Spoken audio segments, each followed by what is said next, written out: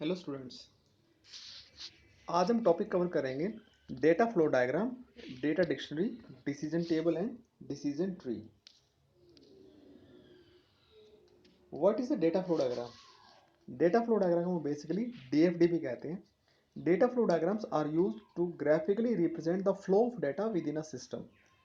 DFD describes the processes that are involved in a system to transfer the data from input to the file storage and reports generation. DFD basically क्या होती है? Graphical representation होती है कि जो आपके system में data का फ्लो है उसको ग्राफिकली शो करेंगे कि आपका इनपुट क्या था, इनपुट के बाद आपका डाटा कहाँ का प्रोसेस फेज में कैसे जा रहा है, प्रोसेसिंग कैसे हो रही है, और प्रोसेसिंग के बाद आपका आउटपुट कैसे जनरेट हो रहा है और आउटपुट किस फॉर्म में आ रहा है, और आउटपुट होने के बाद उसके स्टोरेज में कैसा है। अब हर प्रोसेस को आप डिफरेंट डिफरेंट सिंबल से इसमें दर्शाते हैं। Data flow diagrams can be divided into logical and physical categories. The logical data flow diagram describe the flow of data through the system to perform a certain functionality of business. तो जो logical data flow डीएफडीज हैं वो ये बताएंगे कि system में particular जो function हो रहा है वो कैसे काम कर रहा है। The physical data flow describe the implementation of the logical data flow. अब लॉजिकल डाटा डीएफडीज को आप जब इम्प्लीमेंट करोगे, मतलब वो फिजिकली स्टोर कैसे हो रहे हैं, तो वो क्या होगा? Physical DFDs. Objective of DFDs: the objective of data flow diagram is to show the scope and boundary of a system as a whole.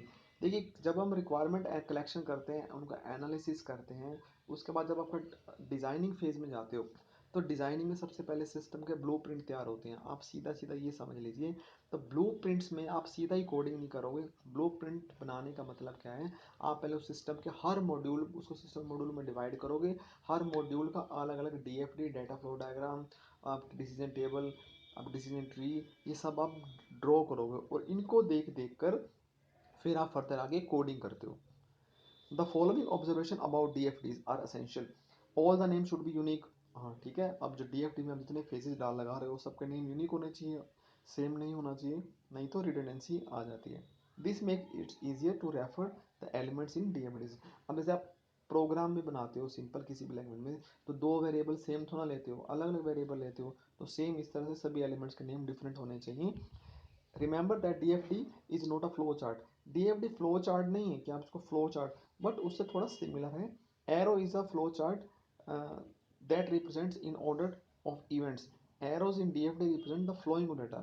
देखिए, ये कह रहा है कि फ्लो चार्ट में जो आपके जो एरोज होते हैं वो आपके इवेंट्स के ऑर्डर को दर्शाते हैं, बट डीएफडी में क्या है, जहाँ एरो जा रहा है आपका एरो मतलब डेटा का फ्लो हो रहा है यहाँ पर। ठीक है, तो DFD ज़्यादा ही टेक्निकल है थोड़े से। A DFD doesn't involve any order of events. Suppress logical decision if we have the urge to draw the diamond shaped box in DFD. Suppress the urge.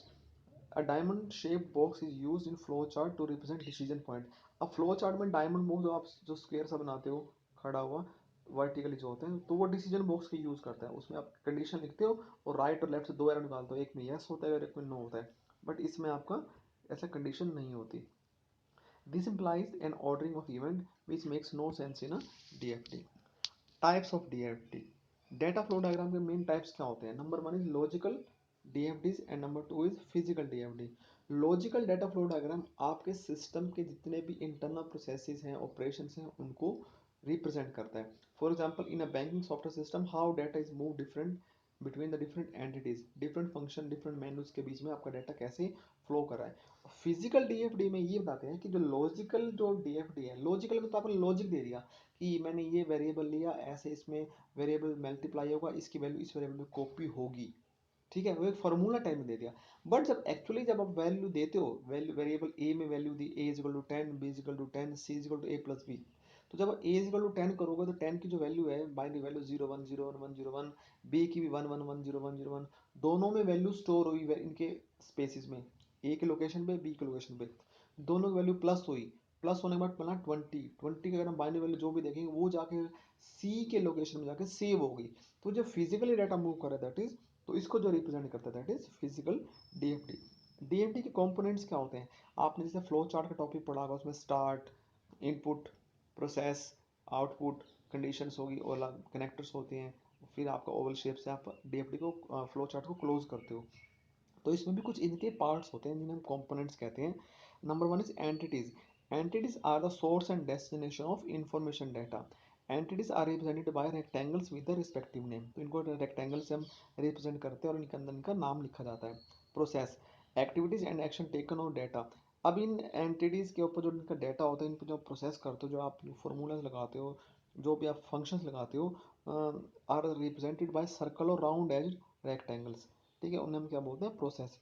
Data storage. There are two variants of data storage. It can either be represented as a rectangle with absence of both similar sides, ठीक है, and open sided rectangle बोलते हैं दोनों side से. अभी आपको diagram में दिखाएंगे आगे.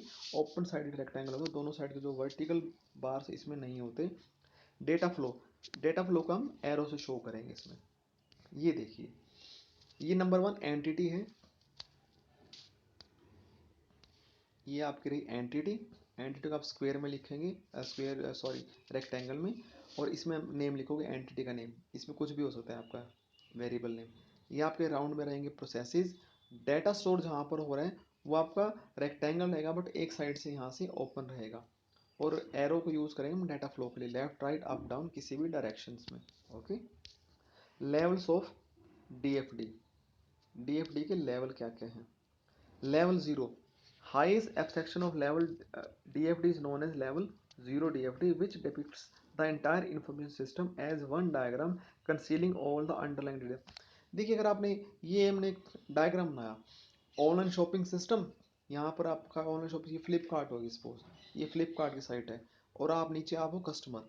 कस्टमर ऑर्डर दे रहा है, वो डिलीवरी दे रहा है. ये तो एक मोटा मोटा डायग्राम हो गया, पूरा एक सिस्टम को रिप्रेजेंट कर रहा है. ये तो एक ब्रॉड टर्म में आ गया. आप इंटरनल ऑर्डर कैसे कर रहा है, पेमेंट कैसे कर रहा है, डिलीवरी कैसे कर रहा है, अकाउंट लॉगिन कैसे कर रहा है, सर्च कैसे कर रहा है, कैटेगरीज क्या क्या है फ्लिपकार्ट में, तो उसको एक्सप्लेन नहीं किया हुआ. तो ये लेवल 0 का डीएफडी है, जिसमें एक बेसिक सा आइडिया क्लियर होता है आपको सिस्टम के बारे में, बट उसकी वर्किंग का बिल्कुल भी पता नहीं चलता. फिर हम थोड़ा सा इसको एक्सप्लेन करेंगे, थोड़ा सा खोलेंगे, इसको बताएंगे, तो वो क्या होगा? Level 1 DFDs. The level DFD 0 is broken into many specific parts. तो मतलब ये कह लीजिए कि जो आपका लेवल 0 का जो डीएफडी है, इसको थोड़ा तोड़ना शुरू कर दो, इसको और इसको डिफाइन करना शुरू कर दो. डिफाइन करोगे तो इसमें बहुत सारे पार्ट्स बनेंगे. देखिए, सबसे पहले अकाउंट्स.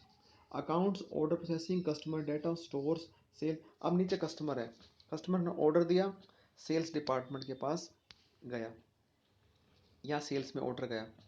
सेल्स में ऑर्डर जाने के बाद ऑर्डर आपकी प्रोसेसिंग होगी, वो कस्टमर का डेटा वेरीफाई करेंगे यहाँ पे. वेरीफाई करने के बाद वो स्टोर से भी साथ साथ कंफर्म करेंगे. हाँ, वेरीफाई होने के बाद कस्टमर डेटा, देखिए कस्टमर डेटा आप देख रहे होंगे यहाँ पर. कस्टमर का डेटा जो है आपका, ये राउंड में है, देखिए इमेज राउंड में दिखा रहा हूँ.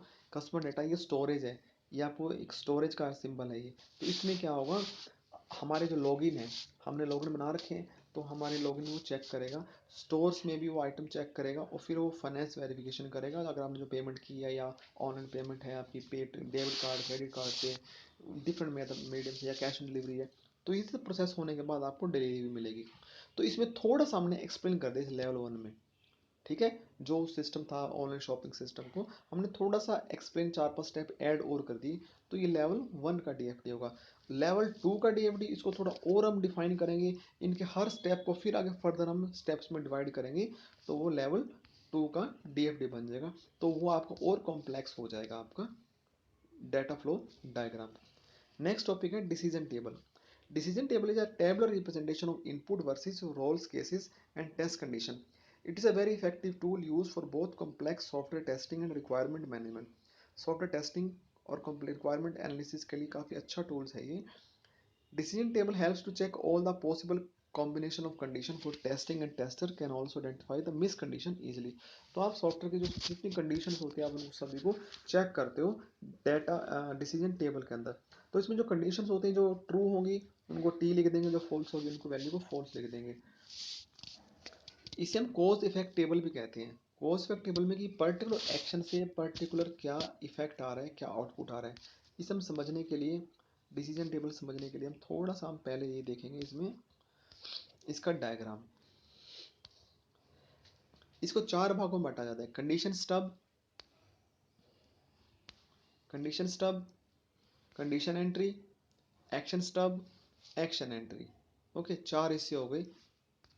कंडीशन स्टब में आप सारी कंडीशन लिखेंगे, कंडीशन 1 2 3 4. ठीक है. कंडीशन एंट्री में उनके रूल्स बनाएंगे. ठीक है. एक्शन स्टब में एक्शंस लिखोगे आप, एक्शन 1 2 3, ये कंडीशन हो तो ये एक्शन होना चाहिए, और एक्शन एंट्री के अंदर उनका आगे पर्टिकुलर रिस्पॉन्स लिखेंगे। अब थोड़ा सा ये थोड़ा आपको डिफिकल्ट लग रहा होगा, इसी को हम समझने के लिए हम देखते हैं यहाँ पर। ये कंडीशन स्टब में क्या है आपकी, guest has a booking room available, ये दो कंडीशन है आपकी, ठीक है। एक कंडीशन ये है आपकी और एक कंडीशन ये है, कंडीशन स्टब। कंडीशन एंट्री में रूल 1 रूल 2 रूल 3 बना दिया हमने, डिफरेंट रूल बना दिए, रूल में आपके डिफरेंट आउटपुट्स होते हैं। एक्शंस, अगर ये कंडीशन हो तो आपने एक्शन 4 5 तरह के एक्शन डिस्क्राइब कर देने हैं। एक्शन क्या करेंगे आप, like check in guest, create booking, find room in another hotel, recompense guest. अब देखते हैं हम इसको कैसे करते हैं। गेस्ट की अगर बुकिंग है, ये बुकिंग है, वह रूल 1 में आपको वाई दिखा रहा है, ये वाई, यस। अगर उसकी बुकिंग है और रूम भी अवेलेबल है तो क्या होगा, चेक इन गेस्ट, वो गेस्ट चेक इन कर पाएगा यहाँ पर। जो एक्शन एंट्री के अंदर हम यहाँ दिखा रहे हैं ना, ठीक है, ये हमने को टेबल को हम 4 भागों में देखो आपको बांट के दिखाते हैं, रुकिए आपको दोबारा से बांट के, आपको थोड़ा कंफ्यूजन नहीं होगी। ये लाइन यहाँ लगा दीजिए, ये लाइन यहाँ लगा दीजिए, ये ऐसे, ये मोटा मोटा आपकी ये 4 भाग इसके ऐसे हैं, ये 2 इससे यहाँ, ये 2 इससे, ठीक है। Condition stub, condition entry, action stub, action entry, okay. तो हमने इसके फर्दर जो ये वाला पार्ट है, यहाँ पे हमने 4 कॉलम बना दिए, इसमें भी 4 कॉलम बना दिए, इसमें 2 रो बना दिए, एक्शन कंडीशन स्टब में, एक्शन स्टब में 4 रो बना दी। तो इसके हिसाब से आप चेक करोगे तो एक्शन एंट्री में जो एक्स एक्स लिखा हुआ है, तो एक्स मतलब हाँ ये वैल्यू ट्रू हो रही है यहाँ पे, और जो कुछ भी नहीं होगा फॉल्स होगी तो डैश लगा देंगे। और कंडीशन एंट्री में आप यस और नो से डिनोट करोगे। देखिए दूसरा, देखिए दूसरे रूम अवेलेबल, यहाँ इसमें रूम अवेलेबल, रूम अवेलेबल तो यस है, यहाँ रूम अवेलेबल नो है।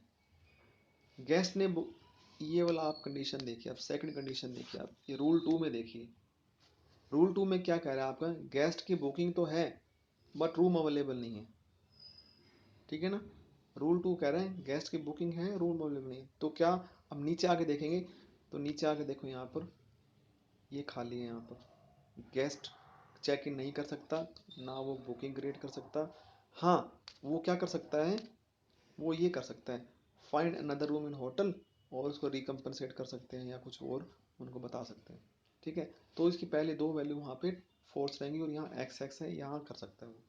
तो पर्टिकुलर एक्शन के अकॉर्डिंग, पर्टिकुलर कंडीशन अकॉर्डिंग क्या एक्शन रहेगा वो हम ग्राफिकली किस में शो करते हैं, डिसीजन टेबल के अंदर। डिसीजन टेबल आपको इस पेज में, इस स्लाइड में ये बताया गया कि इसके 4 पार्ट होते हैं, condition stub, condition entry, action stub, action entry, कि किस किस पार्ट में क्या क्या आता है और किस किस पार्ट में आप एक्शन को उसको कैसे कैसे यस नो और क्रॉस से आप डिनोट करते हो, ठीक है। एडवांटेजेस ऑफ डिसीजन टेबल, इसके क्या एडवांटेज होते हैं, when the system behavior is different for a different output and not same for the range of inputs, both equivalent partitioning and boundary value analysis it won't help, but decision table can be used। जब आपका system का behaviour अलग हो, different type की condition हो, और हर condition पे आपका डिफरेंट डिफरेंट इनपुट अलग अलग हो, तो आप डिसीजन टेबल को यूज करते हो। The representation is simple so that it can be easily interpreted and use for development and business as well. तो आप इसको देख के आप डिफरेंट अपनी कंडीशन और उनके स्टेटमेंट्स बना सकते हो कोडिंग पार्ट में। This table will help to make effective combination and can ensure better coverage for testing. Any complex business condition can be easily turn into decision table. कोई भी आपकी बिजनेस, जितनी आपकी कंडीशन ज़्यादा होंगी, ये टेबल में रो और कॉलम उतने ज़्यादा बनते जाएंगे। In case we are going for 100% coverage, typically when the input conditions are low, this technique can ensure the coverage। तो आपकी जो जहाँ कॉम्प्लेक्स कंडीशन होती हैं आप उनको भी अच्छे से कवर कर सकते हो। नेक्स्ट टॉपिक है आपका decision tree. Decision tree use to help people to make informed decision for complex problems. Decision tree application are widely used in different fields like engineering, data mining, economic theory, medical diagnosis, cognitive science, and artificial intelligence area. Decision tree provide a structured and systematic approach to define possibilities and investigate possible outcomes. Decision tree can help anyone to gain balanced picture of the risk and reward associated with the each possible action. It is a tree that helps in decision making process। अब ये tree होगा, tree में different branches होंगी, एक tree में से पहले उस पर कंडीशन लिखी होगी, उसकी दो ब्रांच होगी, कंडीशन यस होगी तो इस ब्रांच पे जाना है, नहीं तो नो अदर ब्रांच पे जाना है, उस ब्रांच पे भी आपको फर्दर कंडीशंस मिलेंगी। तो इस तरह से आपको हर कंडीशन डिफरेंट डिसीजन नोड के आगे डिफरेंट टू ब्रांचेस मिलती है। The decision tree creates classification or regression modules as a tree structure. It separates a data set into smaller subset. Data set को आप small subset में divide करोगे and at the same time decision tree is steadily developed. The final tree is a tree with the decision nodes and the leaf nodes. Decision node क्या होता है? Decision node has a least two branches. इसमें कम से कम दो branches होती हैं. The leaf nodes show the classification of decision. We can't accomplish or more split on leaf nodes. The uppermost decision node in a tree that relates to the best predicator called root node. सबसे जो ऊपर का node होता है root node होता है, उसके बाद आपके डिफरेंट लेवल स्टार्ट हो जाते हैं ट्री के। ये देखिए, अब एक आप इसको थोड़ा डायग्राम को समझने की कोशिश कीजिए। ये सबसे पहले एक एंटिटी है पर्सन, ठीक है। पर्सन एक दो कंडीशन ब्रांचेज आ गई, यस और नो। अगर वो ईट लोड्स ऑफ फास्ट, ठीक है, अगर वो ईट लोड्स ऑफ फास्ट और दूसरा है एक्सरसाइज रेगुलरली, अगर वो ज़्यादा खाएगा और फास्टिंग करने के लिए खाने के लिए करता है, अगर यस है तो अनफिट रहेगा, ज़्यादा खाएगा तो अनफिट रहेगा। अगर वो फास्टिंग करता है और ज़्यादा नहीं खाता, अगर उसकी नो कंडीशन है आपकी, तो वो फिट रहेगा। अगर हम राइट वाले एक्सरसाइज वाले मॉड्यूल में जाएँ, एंटिटी में जाएँ, तो अगर वो रेगुलर एक्सरसाइज करता है तो फिट रहेगा, नहीं करता तो अनफिट रहेगा। तो एक कंडीशन जो दो कंडीशन निकाली, दो से आगे दो दो निकाल दी, ठीक है। तो हमारे पास टोटल कितनी कंडीशन हो गई? 6 कंडीशन हो गई। आप देखिए 6 कंडीशन कैसे हो गई आपकी? 1 2 3 4 5 और 6 कंडीशन, ठीक है। पहले से दो, फिर इससे दो, इससे दो, ठीक है। तो आप इस तरह से आप ट्री की ब्रांचेस निकलती जाएंगी और वो आगे डिफाइन करता जाएगा इसको। In the above decision tree the question are decision nodes and the final outcomes are leaves. जो आपकी जो क्वेश्चन हैं आपके ईट लोड्स ऑफ फास्ट और एक्सरसाइज, ये आपके डिसीजन नोड्स हैं। डिसीजन नोड से हमेशा आगे दो नोड्स निकलेंगे, दो नोड निकल गए, फिट या अनफिट। तो फिट के आगे तो कुछ नहीं निकलेगा, फिट है तो फिट है, अनफिट तो अनफिट है, उसके आगे कोई पर्टिकुलर दो ब्रांच नहीं निकलेंगी। तो जो सिबलिंग्स कहते हैं, जैसे हम नॉर्मल ट्री में बोलते हैं सिबलिंग्स होते हैं लास्ट वाले, तो इनको हम क्या कहेंगे? Leaf nodes. ओके, इसके टाइप्स देख लीजिए, classification decision tree and regression decision tree. Classification decision tree. In this kind of decision tree, the decision variable category, the above decision tree is an example of classification decision tree. इसमें आपने classify करते हैं data को कि person की habits क्या है, habit according वो क्या करता है, तो पर्टिकुलर आपको ये आउटपुट मिलेगा। रिग्रेशन डिसीजन ट्री में क्या होता है? In this kind of decision tree the decision variable is continuous. Thank you, have a nice day.